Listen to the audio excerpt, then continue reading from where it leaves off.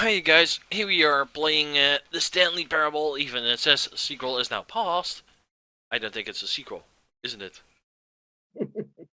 No, it's the Ultra Deluxe version. Indeed. Yeah, so last time we were trying to achieve a few endings that we haven't gotten Someone was yet. One following of them was Stanley. He was sure of Cold it. Feet, If he checked literally over his called shoulder now, Cold he Feet, would and that was surely an catch interesting them. one. It was only a matter of time. What are you doing? It's Uh, spinning around. What? there's like Stanley turn around fast enough. There's no one following you. It's just something he says to put you off on edge. Well, no reason.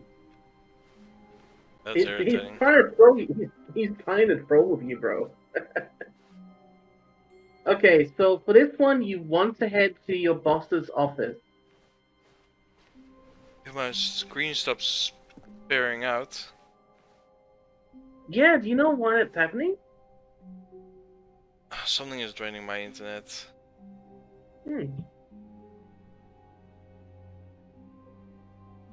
Somebody or something.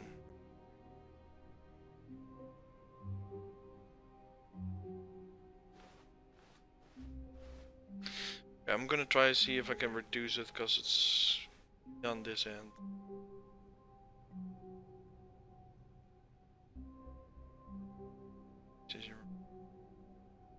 Frames.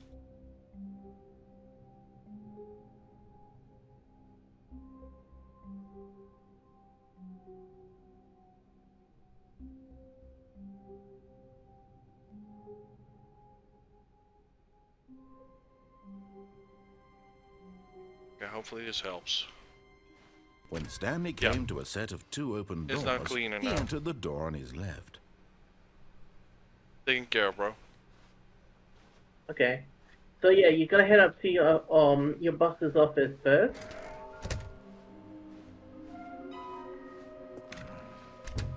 Okay.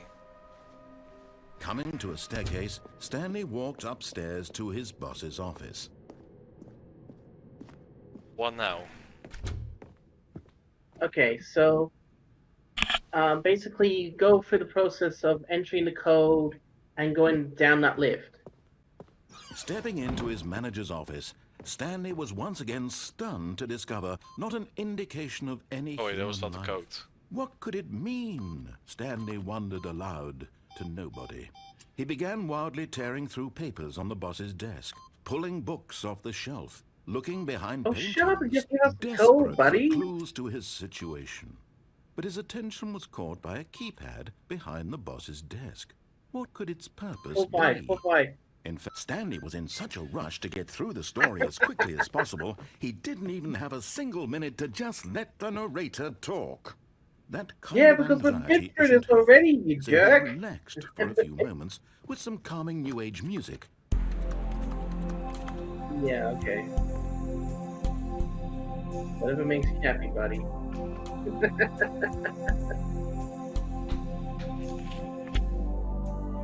Feeling soothed and rejuvenated, Stanley calmly walked forward into the opened passageway. So what now? Okay, so this one's interesting. Basically, you just ride the lift up and down over and over.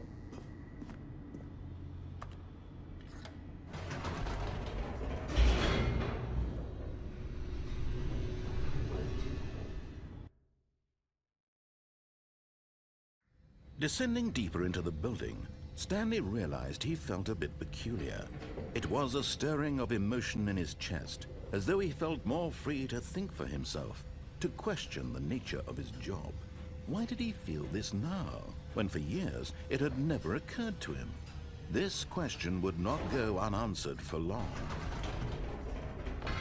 Whoops, nope, never mind. Stanley actually got back into the elevator and went back up. He didn't left the elevator. Why did Stanley do that when he knew that it would just lead back to his boss's office? Well, that's a great question. I just can't wait to find out. So what now? and then just go back down. Hang on. Yeah. Once it's re-triggered, yeah. Oh wait, no, you have to go out to the office again and press. I think it was 8. Here we are, Stanley. It's your boss's office. Exactly the way it was before you got onto the elevator. It's still just exactly what it is. What a decision you've made to come up here and look at the office again. This has fleshed out the plot of the story in new and fascinating ways I could have never anticipated. It's that keen eye for storytelling that you have, an incisive rapid fire of critical plot points, one after the other, weaving a rich tapestry of uncompromising narrative. Wow! I'm bolted to the edge of my seat. Okay, now go back to the lift.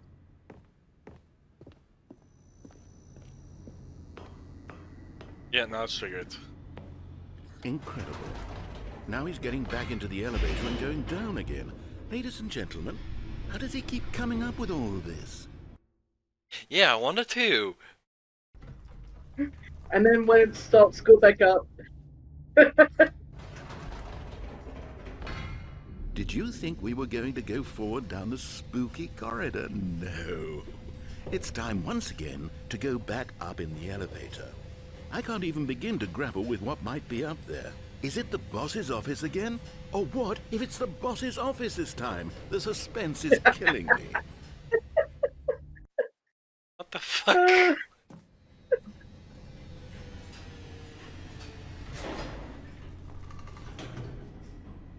Hold on, it's blocked again.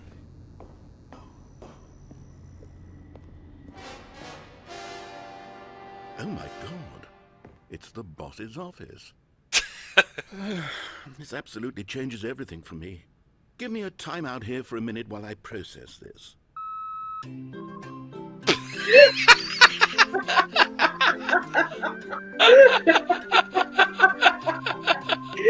literally needs a timeout. Okay, I'm ready. I'm prepared to embrace this stunning revelation and to move forward with... No! No, wait! No!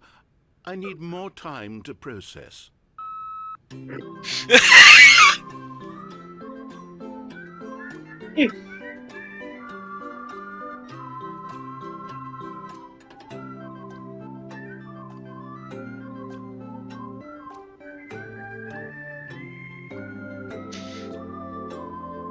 goodness. All right. I have fully come to terms with it. I have made space in my worldview for this astonishing new reality. As before, I turn to your expert eye for gripping narrative, Master Stanley. Okay, now you can go back to the lift. Sorry. There's somebody using the internet like hard here.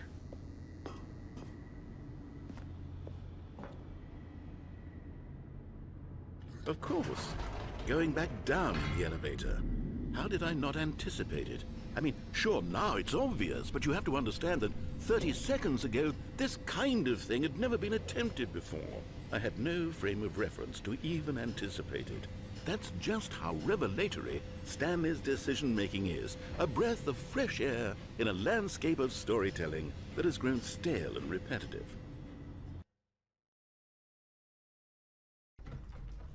Well, now. Okay, one more time to go up.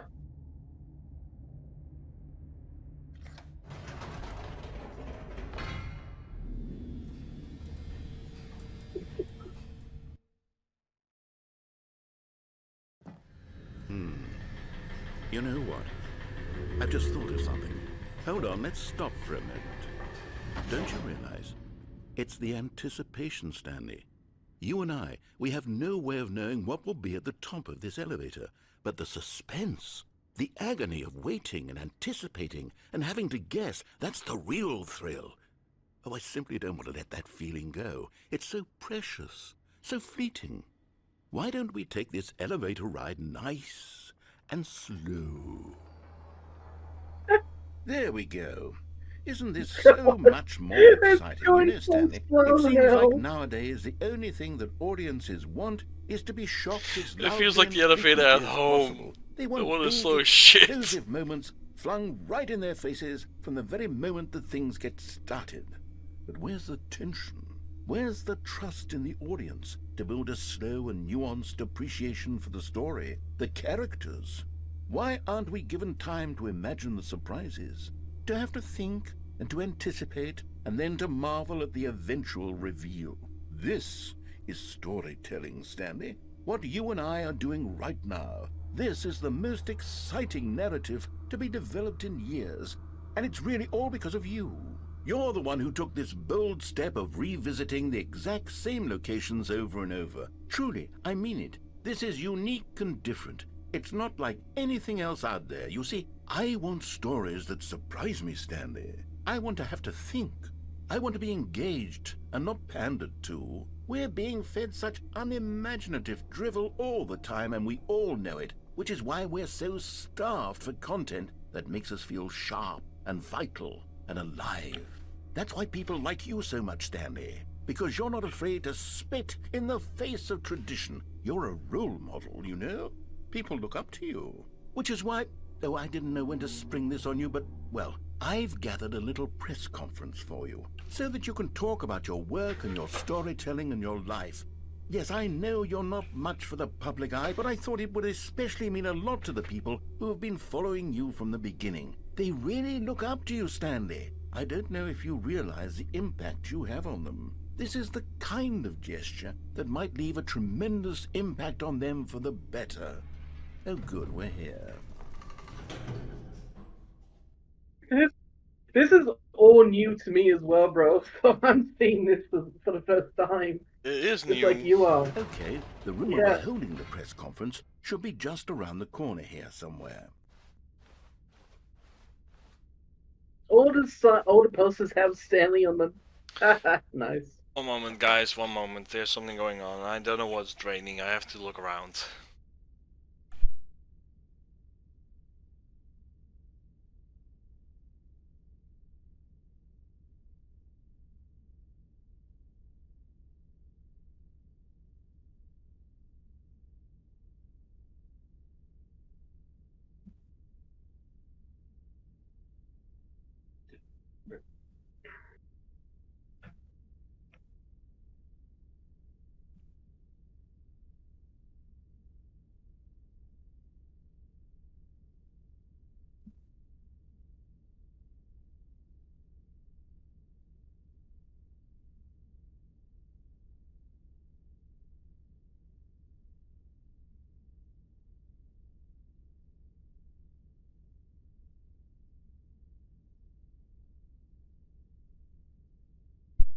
I looked around and I see nothing draining my internet so freaking hard. Something is definitely adding. Ah, yes, here it is, just through this door. All right, are you ready? I've told them you're going to speak a little bit about the nature of surprise in storytelling, and what it means to craft a truly unpredictable narrative. Oh, don't worry, you'll do great. Just be yourself and speak from the heart. I'm really proud of you, Stanley. Okay, it looks like they're ready for you. Go get them. Thanks, I guess. Give me a moment, guys. I'm gonna see what I can do to minimize.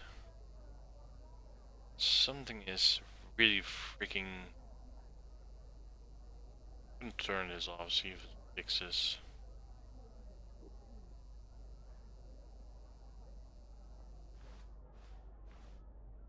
Feels a lot better now.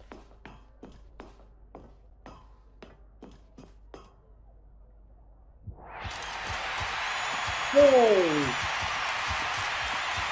Actual people! Wow! Feels fake.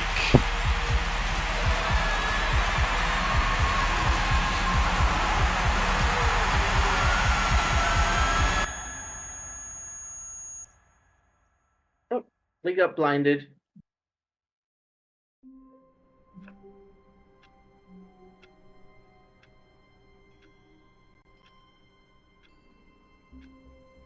Oh, he's not even talking to us now. That's interesting. How long was I sitting? Stanley wondered to himself. Minutes? Days? Centuries? Did something crucial happen while my senses were turned? He made a note to be more careful with time from now on. Well, I guess that was Okay, story. Yeah. We did the new content ending. We did the skip button ending, the sequel ending? Oh. Okay.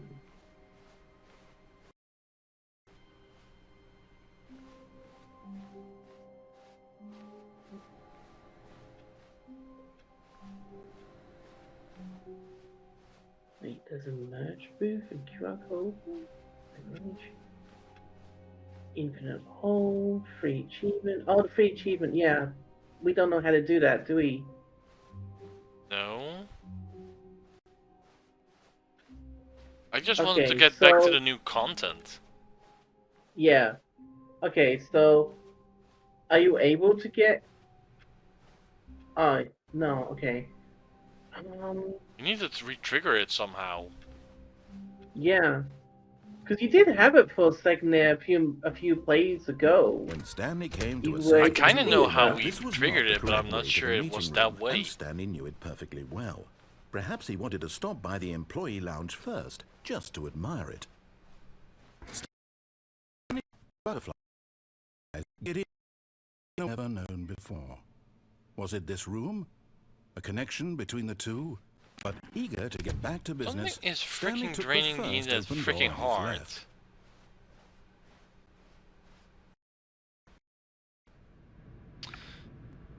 Give me a moment, guys. I'm gonna try to see if I can fix this by lowering the resolution.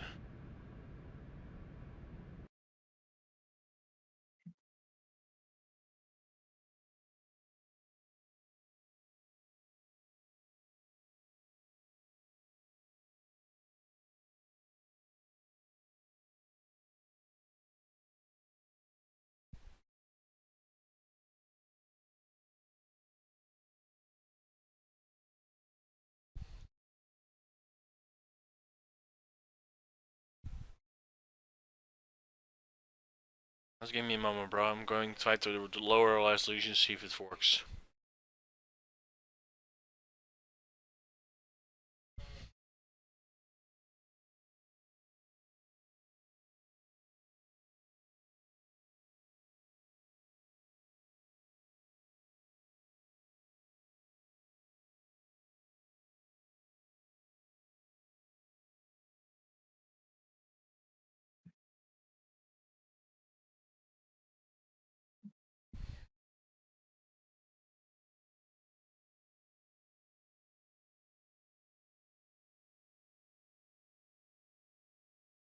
Okay, guys, I think I might have fixed it. It might look less beautiful, but it's the best I can do with my limitations.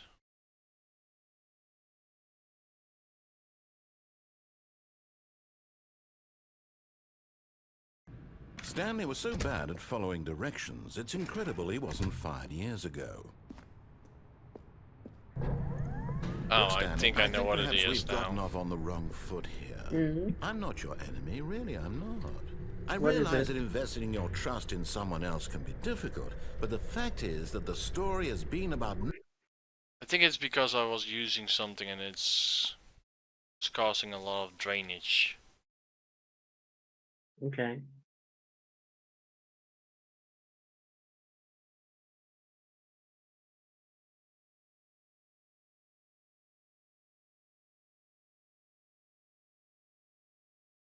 Because it was trying to drain so much, it was... Yeah. We have to do that later. It's not causing too much.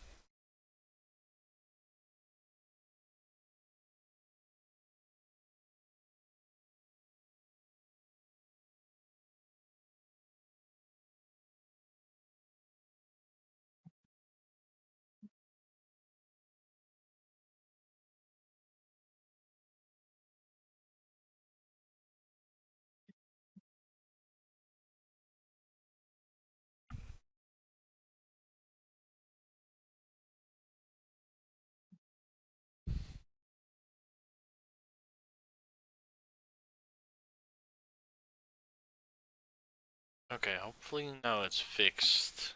Time. There's someone you've been neglecting, Stanley. Someone you've forgotten about. Please, stop trying to make every decision by yourself. Now, I'm not asking for me, I'm asking for her. This is it, Stan. So just go through a normal ending. Just play through a normal ending, I and am, then my capture card Yeah. seems to be still broken. Or my Hmm. capture, my system. That's strange. Sure, I had it correct. I bumped up the resolution while I had it before. Showed like it was bad. Good, good, good. Yeah, it's supposed to be active.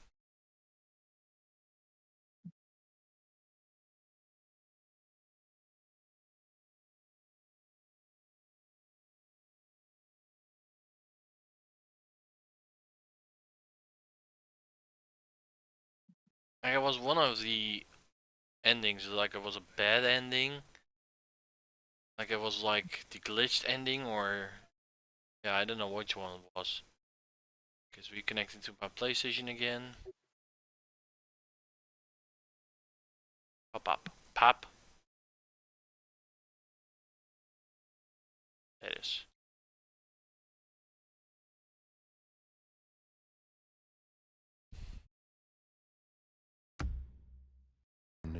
Your chance to redeem yourself, to put your work aside, to let Sorry her about that, back into guys. your life. She's been waiting. That's her, Stanley. You need to be the one to do this, to reach out to her.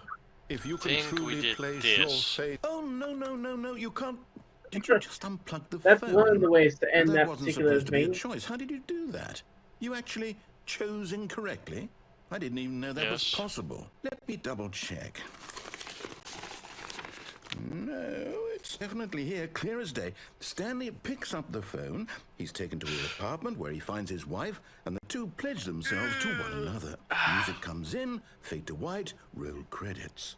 Not picking up the phone is actually somehow an incorrect course of action. How is that even possible? None of these decisions were supposed to mean anything. I don't understand. How on earth are you making meaningful choices?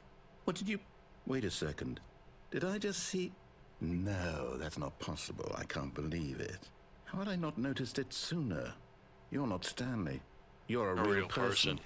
I can't believe I was so mistaken. This is why you've been able to make correct and incorrect choices. And to think I've been letting you run around in this game for so long. If you'd made any more wrong choices, you might have negated it entirely. It's as though you completely ignored even the most basic safety protocol for real-world decision-making. Or did you not grasp the severity of the situation? Well, I won't have that kind of risk on my watch.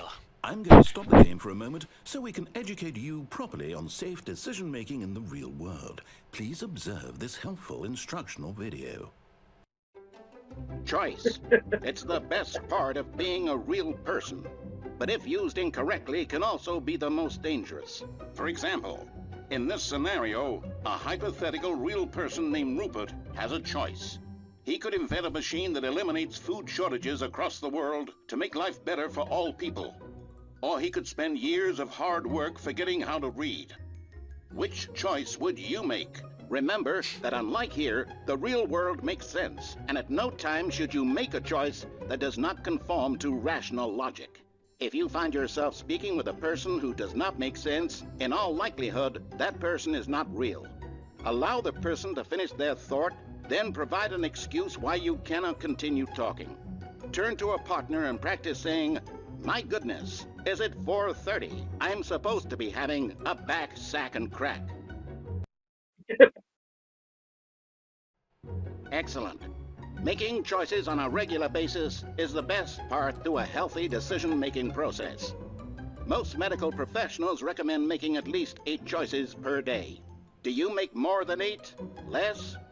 And finally, if you begin to wonder if your choices are actually meaningful and whether you'll ever make a significant contribution to the world, just remember that in the vast infiniteness of space, your thoughts and problems are materially insignificant, and the feeling should subside.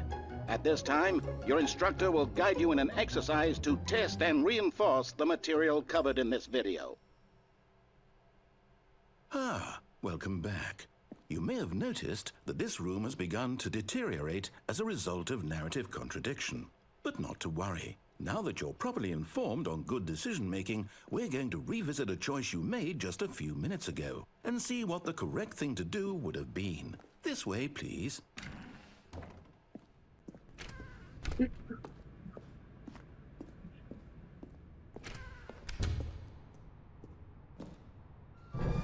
Now that we know your choices are meaningful, we can't have you jumping off the platform and dying. Imagine the main character dying senselessly halfway through the story. That story would make no sense at all. We just need to get you home as soon as possible before the narrative contradiction gets any worse. Unfortunately, it seems this place is not well equipped to deal with reality.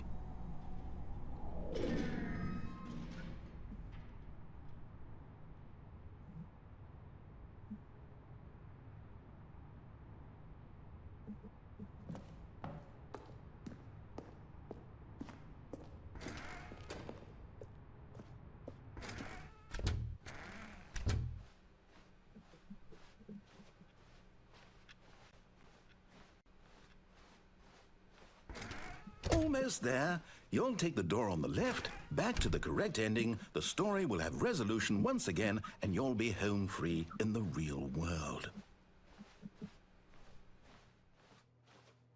Now remember, all you need to do is behave exactly as Stanley would. That means choosing responsibly and always putting the story first. I'm quite sure you'll be up to the task. Just follow my lead and you'll be fine. All right. When Stanley came to a set of 2 open doors, he entered the door on his left.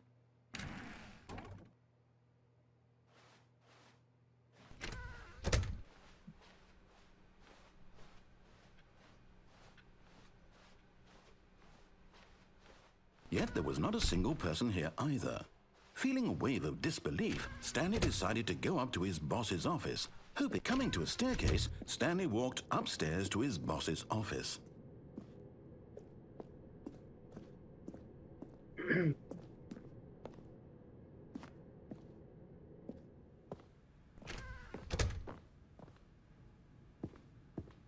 Stepping inside his manager's office, Stanley was once again stunned to discover not an indication of any human life. Shocked, unraveled, Stanley wondered in disbelief who orchestrated this, until he saw the door with a voice receiver next to it. Surely behind this door lay all the answers to his questions. And beyond all probability, he knew the passcode.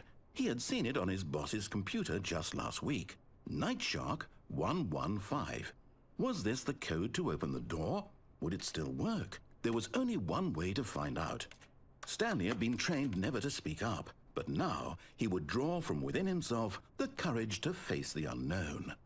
He drew a sharp breath and then spoke the code.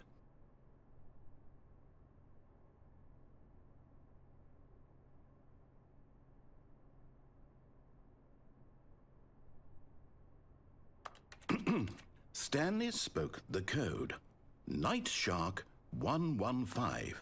He spoke it into the receiver, right there on the wall.